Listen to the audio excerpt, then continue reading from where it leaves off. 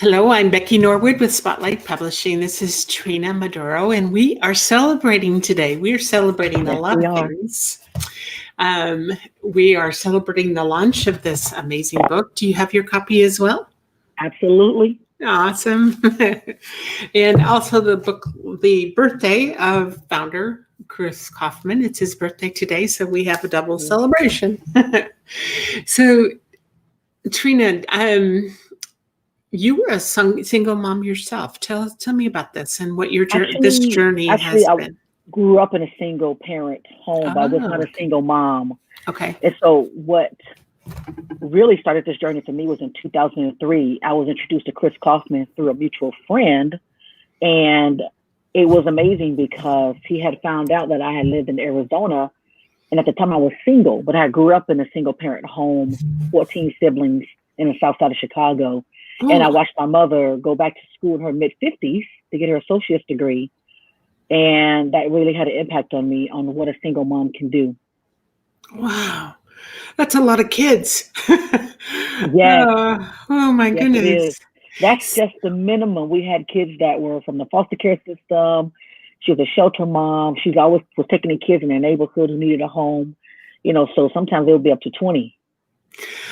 She had a big heart, She doesn't she? did. Yeah. So, what when you met Chris? What was that deciding factor for you as far as the role helping hands could play in the lives of others, and what is your involvement with Helping Hands for single moms? So when I first met Chris, this was over 17 years ago. Helping Really? Hands for Wow. Single Moms was in its beginning infant stages. And he was looking for a board of directors. And he was a former pastor, minister. And I was curious to see why God had called him to develop an organization to help single moms. And then the story about him seeing a 2 or 3 year old on the side of the road with no supervision, that he walked home to find out that a single mom in that house was asleep and he was unsupervised. And then obviously he was on a mission with ministers in his community to go out and find a project or something charitable. And I believe that organically it was providential that happened for him to start helping hands for single moms. And at that time, he had a great reputation in the community. And the person that introduced me to Chris said, "You definitely want to link arms with him because this is something that's really no one else is doing in the community." I've been a part of nonprofits more than 30 years, and no one's really helping single moms accomplish degrees and literally follow them through 4 years or a 2 year degree or through graduate school into completion. And so 17 years later, I started as a board member, and then he asked me to be president of the board. And I only resigned as president of the board after more than a decade because we had started Helping Hands for Single Moms and launching in Dallas. And so then I transitioned on to be the president of the USA Helping Hands for Single Moms board. And so, it's just something that, I have sunk in my teeth into, and it became a life mission. And many times I was served maybe a 4 year term or a 6 year term or a 3 year term. 17 years later, I've been the longest standing board member with Chris. Been there since the beginning Wow. with our first mom, Sylvia. I think you probably have seen a ton of things that you were just some in awe and just in amazement of what's been accomplished over these years. For sure, for Wow. sure. Can you share some of those stories? So I remember our first mom, Sylvia, and I remember she had come in, from humble beginnings. Sorry. Go ahead. That's Keep okay. talking. She had started from humble beginnings in Mexico, and from a farming family.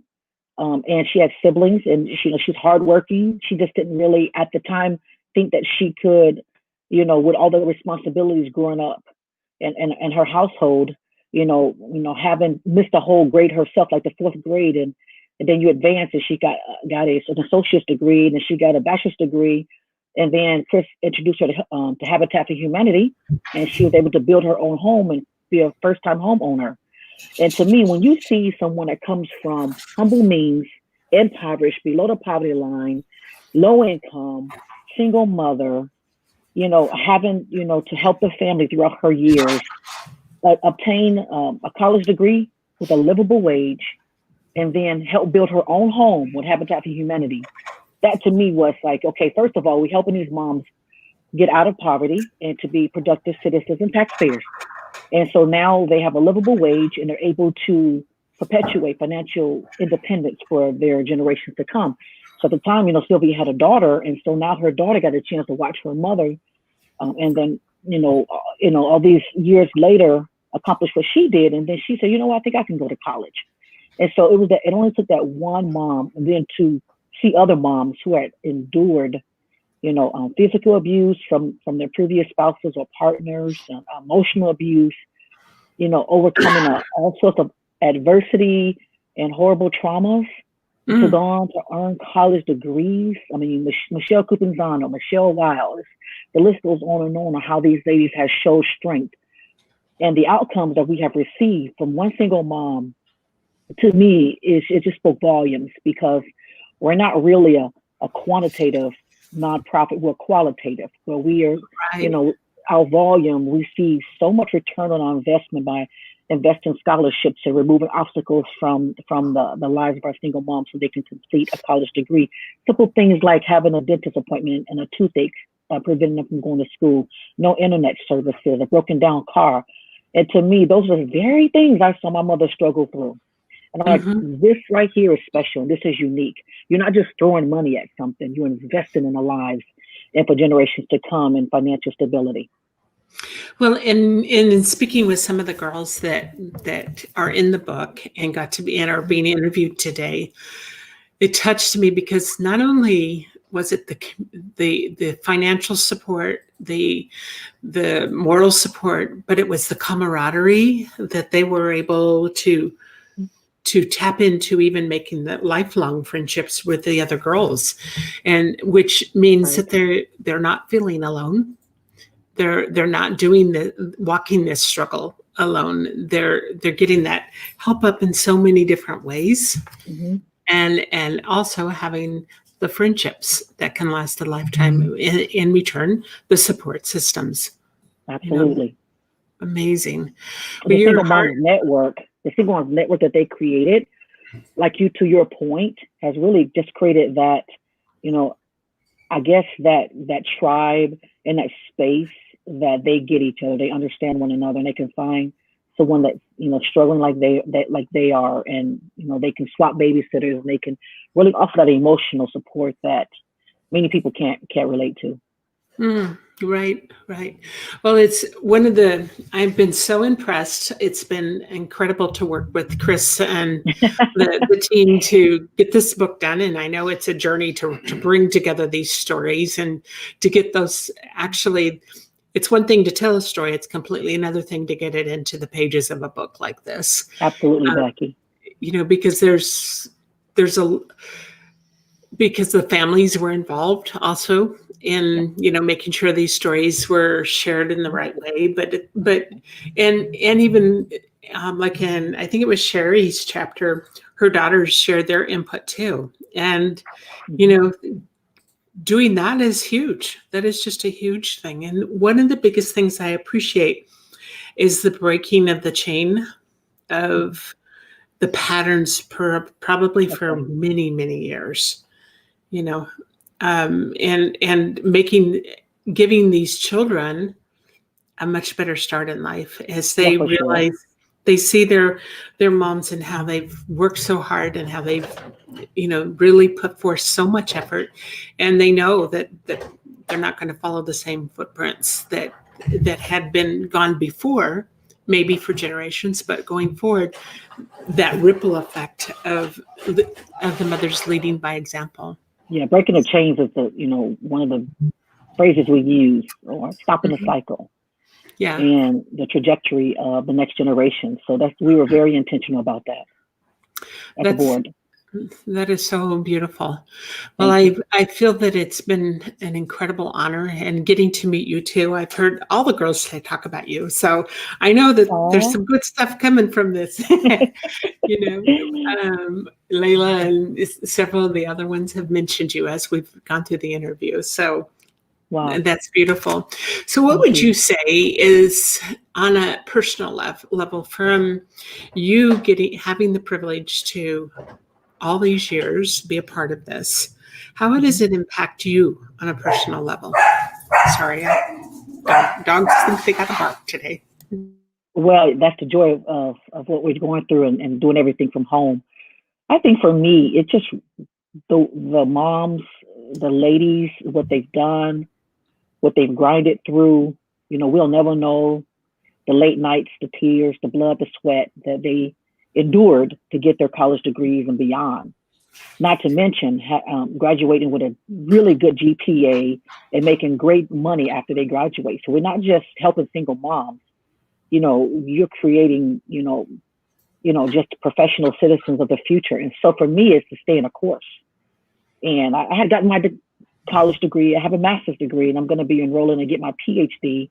And to see that, that to watch my mother in her mid-50s go to school again, and to see these ladies who, probably hasn't opened a textbook in 10 years, some of them, and to go back to school and to really show their resilience impacts me to stay the course and to continue to, reach my high goals and my high heights. And so just because you come from a single parent household and you're a product of that, and maybe you yourself doesn't stop you from attaining your dreams, because it's a level playing field. If you look at it in a way that, the opportunity is there for anyone who wanted to take advantage of it. It really is equal opportunity out there when it comes to, being what you want to become. Yes, you may have to endure a little bit more resistance along the way, but it's worth it.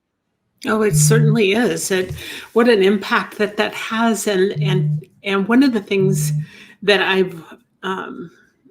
the biggest messages I think in speaking with the girls is this was available to them, but they had to want it. They couldn't be lazy. They really had to pull up their bootstraps and start walking the walk. And yes, they did have the hand, but if they were lazy and didn't, weren't willing to put forth the effort, this help would have been of no real value. That's true. So it really speaks to their nothing for them. Right. Speaks to their character so much. Exactly. This is, sometimes you just need to find those diamonds in the rough, and they just need a lifeline and resources, and someone is standing in the gap for them and be an advocate. And again, like you said, if they are lazy or they didn't have the ambition, of course they would have fallen by the wayside. But we have a great retention percentage and very low recidivism and very high rate of graduation. So we're very proud to say that we have a pre-qualification process, just to make sure that they will stay the course. Right. Well, it's so incredible as you see the retention, because a lot of these moms are coming back and they're giving back just the same way as they get themselves well rooted and established, and their children are so much actively a part of it. And what a shining way to that ripple effect that goes out, that the impact that it has. And one of the things I've watched in the past, there's a television series called Finding Your Roots. Okay. And it's on PBS, and it's such a good series. But on Finding Your Roots, it's amazing how much we don't teach our children what preceded us, where we came from, and what transpired in our lives. And in this television show, it's a true series. They do the research to find what the roots were from way back when. And it was amazing that movie stars, people that are involved in government, people from every walk of life often have no idea past a generation or two what really transpired to make them who they are today. And that's why I feel like the power of the story, being able to share the stories, the power of being able to live these stories and get our message out to the world, that and generationally, even to let our children know exactly where we came from and who we are today and why we are what we are today. So I think this is a pretty cool thing. Yes, it is. Thank God. I know that, we're intentional by knowing that, a lot of manpower, hard work, and heavy lifting has gone on behind the scenes to make this happen. Chris is a minister. That's his past life. And so we know that this is a God thing. It is very much, very, very. Yeah. Trina, it's such a privilege to meet you. And You as well, I Becky. feel very honored to have had this interview with you. So my hat's off. I hope you have awesome holidays Thank you. and keep on doing what you're doing. Appreciate it, Becky. Thank you for really believing in our single moms and our story. Thank you. All right. Well, you have a good day. You too. Take care. Bye-bye.